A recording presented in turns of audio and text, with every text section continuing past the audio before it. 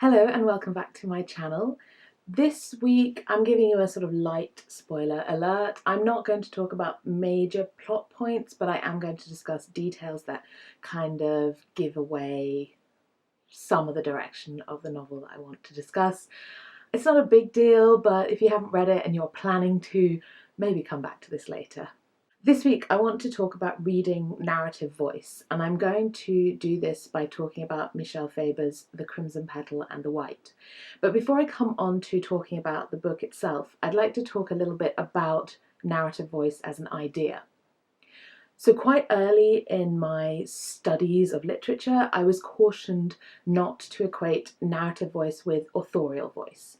Authors purposefully create voices that tell us stories, and therefore to say that like a novel is in the voice of its author is very murky and iffy. Last week I actually blurred this line. I was talking about Keats' poem On First Looking into Chapman's Homer, and that poem is a kind of personal response from Keats upon reading Chapman's translation of Homer. And so I really conflated, what is narrative voice and what is authorial voice. And I think that that conflation there is understandable, but it would probably still be foolish to assume that just because Keats is writing his own feelings, that the narrative voice of the poem is exactly his voice. Because even unintentionally, when someone writes, the way that they write is far more considered and curated than when someone talks, for example. I think to some extent, even in these videos, I am putting on a kind of narrative voice that is not wholly me, or is not the way that I would have most conversations. Of course, this gets very, very blurry because I also think that we are kind of performative in the way that we interact with different individuals. So the whole idea of what is like the authorial voice, what is the narrative voice, is very, very complicated. That's the kind of background in terms of narrative voice that I want to have in mind as I step forward into this exploration. As I said at the beginning of this video, I would like to discuss narrative voice in relation to this book, The Crimson Petal and the White by Michel Faber. It's a really decadent, indulgent, atmospheric text. I mean, its atmosphere absolutely kind of infuses your senses, both pleasant and unpleasant. In fact, more often unpleasant. I think there is something uncomfortably close about how this book makes you feel and how the bodies in this book experience the world. As a little small intro, in case you haven't read it and you're not planning to and you just want to watch this video anyway, I thought I would read you the back cover, which gives you some sense for what the book is. Watch your step, keep your wits about you, you will need them. So begins this irresistible voyage into the dark side of Victorian London, amongst an unforgettable cast of lowlifes, physicians, businessmen and prostitutes. Meet our heroine, Sugar, a young woman trying to drag herself up from the gutter any way she can. Be prepared for a mesmerizing tale of passion, intrigue, ambition and revenge. I think the two things you probably need to know going into thinking about this book is that we kind of have two main characters. The back of this book suggests that this is completely about Sugar, which it is not. So Sugar, who is this prostitute, she is one of our leads.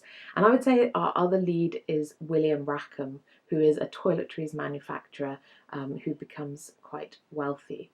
And these two kind of lead us through the narrative, but we do meet a whole host of other people as well. Since I've started making these videos, it seems like the weekend comes around very fast and I suddenly have to plan and make a new one, and I enjoy it, but it is suddenly quite a lot of work, and also to try and think of something interesting enough to do. So I was really delighted when I finished reading this book and I found at the back these pages of discussion questions. So I thought I would take the win, choose a question that I think allows a little bit more depth, and just use it to discuss, so that my video kind of planned itself. So I'm going to work with question 14, and question 14 is this.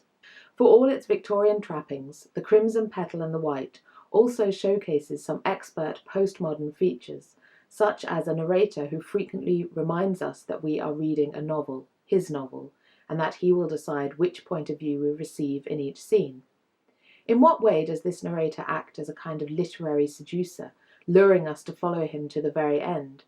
How do the novels within the novel, Sugar's sadistic bodice ripper and Agnes's imaginative diaries, affect your reading experience? The first thing I'd like to address is actually a problem I have with this question. 3 times in this question, the narrator is referred to as male. It says his novel, he will decide, and luring us to follow him. And I think it's a real mistake to assume that the narrator is male just because the author is male. Michel Faber is male, so perhaps our narrator is male. But this is a very dodgy assumption to make.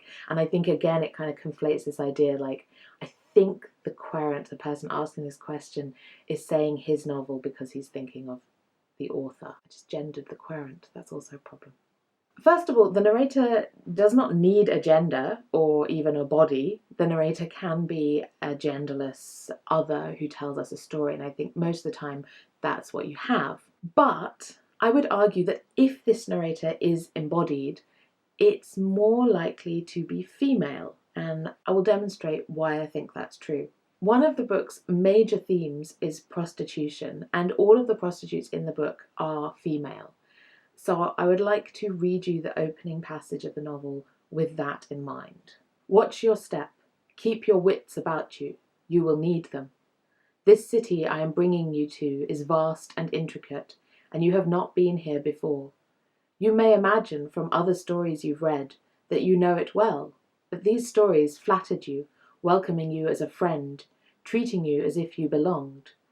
The truth is that you are an alien from another time and place altogether. When I first caught your eye and you decided to come with me, you were probably thinking you would simply arrive and make yourself at home. Now that you're actually here, the air is bitterly cold, and you find yourself being led along in complete darkness, stumbling on uneven ground, recognizing nothing. Looking left and right, blinking against an icy wind, you realize you have entered an unknown street of unlit houses full of unknown people. And yet you did not choose me blindly. Certain expectations were aroused. Let's not be coy, you are hoping I would satisfy all the desires you're too shy to name, or at least show you a good time. Now you hesitate, still holding on to me, but tempted to let go. When you first picked me up, you didn't fully appreciate the size of me, nor did you expect I would grip you so tightly, so fast. Sleet stings your cheeks, sharp little spits of it so cold they feel hot like fiery cinders in the wind. Your ears begin to hurt, but you've allowed yourself to be led astray, and it's too late to turn back now. There is an obvious conflation here between sexual desire and literary desire. The fact that as readers we want the book to provide us with something to satisfy us, and that protagonists in the book often seek out prostitutes to satisfy their desires. Also, the language that's used here about being coy and about picking up the book, which is obviously literally picking up the book and opening it, but has also got a kind of like picking someone up on the street. The fact that it suggested that you have like looked for this person, this narrator, and asked them to sort of lead you by the hand through the streets, is an action that we see in the novel as being about prostitution. So because the prostitutes are mostly female, because the book is so consciously seducing us in that way, if we have to gender the narrator, I would lean female. It is also obviously through this conflation that you might consider the narrator a literary seducer, as the question asks. So I will confess that I was initially sort of put off by this very conscious narrator, and I read the first 5 to 10 pages really hoping that it would calm down and that this overly conscious narrator would leave me alone. And the reason that I hope that is really for 2 very structured literary reasons. The first is that because the narrator addresses us as you, this is a second-person narrative, and second-person narrative is a bit awkward to read.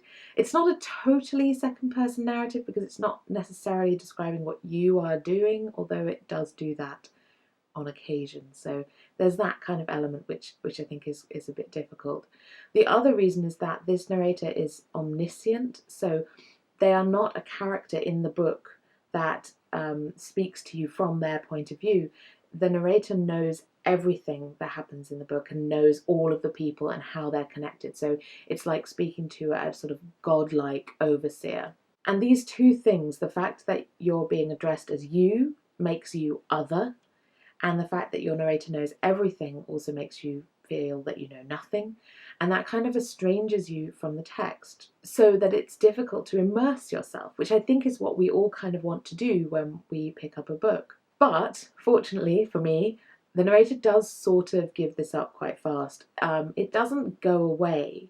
I would say that the narrator remains in this tone, but that the narrator kind of steps back and allows you to just read the story, and only occasionally kind of steps in to make you conscious of the narrative voice. The second part of this question that I read at the beginning asks, how do the novels within the novel, Sugar's Sadistic Bodice Ripper and Agnes's Imaginative Diaries, affect your reading experience?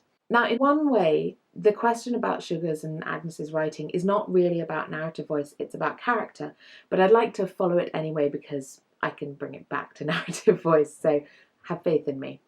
Actually, before I talk about Sugar or Agnes's writing, I'd like to talk about William's writing, because during the novel, William Rackham kind of dreams of being a writer. However, he doesn't really dream of writing, nor does he ever put pen to paper except for business. He has really romanticised the sort of philosophical, romantic picture of being a writer, but he doesn't really seem to have anything to write about or any desire to physically write. And I think it's also important that later in the book, when William is injured and he can't write physically, Sugar writes for him. So she literally becomes his scribe, and she literally is, writing for him, which I think is a very interesting power dynamic. So while William is kind of struggling with the idea of being a writer but not actually writing, both his wife, Agnes, and his mistress, Sugar, are active writers. They are really writing, and they're writing creatively, thoughtfully for themselves. It is not business. So I'm going to give you examples of Sugar and Agnes's writing, and I'm going to start with Sugar's. So this is an excerpt from Sugar's novel. Mercy, he pleaded once more. I gripped the hilt of the dagger, but I found I lacked the strength. The strength of will, perhaps, but also the strength of sinew, for slaughtering a man is no easy labour, to plunge the knife into this fellow's flesh and do my worst. I had performed the act so many times before, but that night it was beyond me. And yet the man must die. He could not be released now that I had entrapped him. What, dear reader, was I to do? I put away my knife, and instead fetched up a soft cotton cloth. My helpless paramour ceased his struggle against his bonds, an expression of relief manifesting on his face. Even when I upended the flask of foul-smelling liquid into the cloth, he did not lose hope, imagining perhaps that I was about to swab his fevered brow.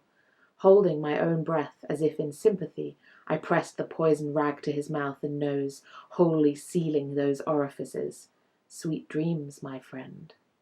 Sugar is absolutely writing rage and revenge and sort of bloody murder.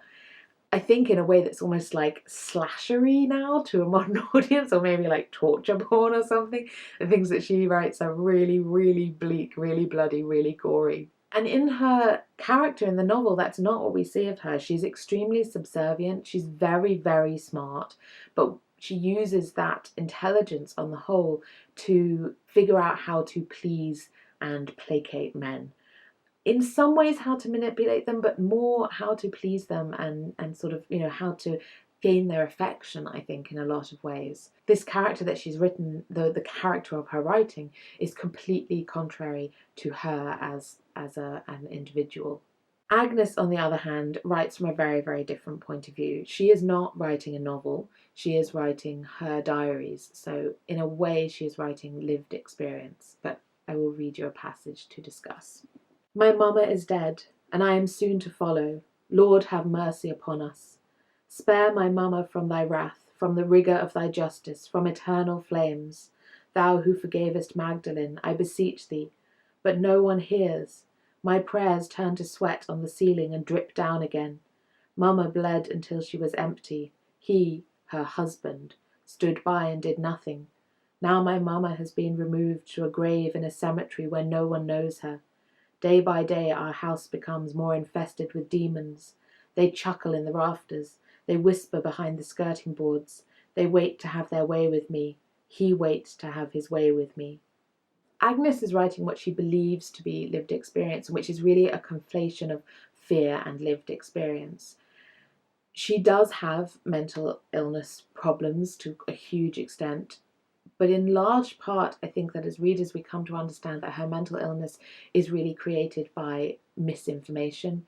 She doesn't understand how her own body works, and that causes her so much anxiety and causes her to believe that she is extremely ill in ways that she is not. Because of this lack of information, because of this lack of education, she has almost no power. Agnes is quite high in status, but her position in life, because of the way that she's been raised, because of the way that women have been raised, means that she really doesn't know anything, and that completely disempowers her.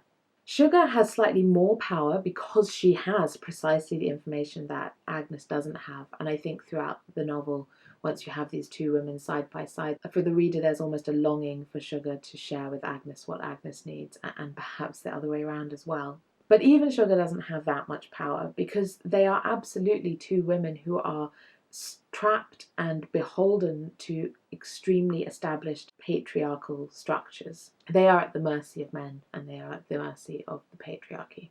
So let me bring this back to narrative voice, because this act of women writing, but also this act of women being disempowered, does inform narrative voice. On the one hand, we do have in the novel these strong patriarchal structures that have completely disempowered the women. And that is paralleled in our relationship with the narrator. The narrator knows everything and has complete power and leads us through the narrative in whatever way they wish to. We have no freedom as a reader within this narrative to go where we want to, which is of course true of all novels. But here we are very, very conscious of that because of the way that the narrator speaks to us. On the other hand, the fact that women are framed as writers gives us a certain perspective on who enacts writing, who creates narrative. In the text, it is women. Now, there are two male writers in the novel called Ashwell and Bodley, but they are sort of ridiculed. They're kind of aside. We never get to read their writing, and in fact they are wildly unsuccessful as writers. And I think that the way in which they are writers and published writers and unsuccessful published writers is in direct contrast to these women who are really writing. Agnes later in the novel starts to sort of write to really compose and plan and look forward. The other thing is that the novel doesn't have an entirely male gaze. It does look at female bodies as objects, but then it also looks at male bodies as objects. I think that it's very honest about physicality of human beings and the desires of human beings. But to take it back to my first point, if the narrator is framed as a seducer who picks us up and leads us through the streets, I still think that it leans female, and that is only bolstered by the fact that the writers that we have in the text are mostly women. But of course, we don't have to decide on a gender for this narrator. Really, the facts of the text, these parallels that we can draw, are there just to illuminate what a narrative voice might be, and conversely, the narrative voice illuminates the text. The two ideas, these two contrasting genders, can sit in superposition and complement each other. And I think that what's really interesting is in the interplay between those tensions. The magic happens between the two possibilities, or three possibilities, or four, of how something is constructed and how it might be working. And I think all of those ways that it is working are important and are worthy of consideration. Thank you for watching. If you want to subscribe, please do, and please tell other people to subscribe. If you want to engage with me, you can comment below in the comment box, or you can follow me on Twitter, and I will talk to you at Stella Elchwell. That's me. And I will see you next week. Bye.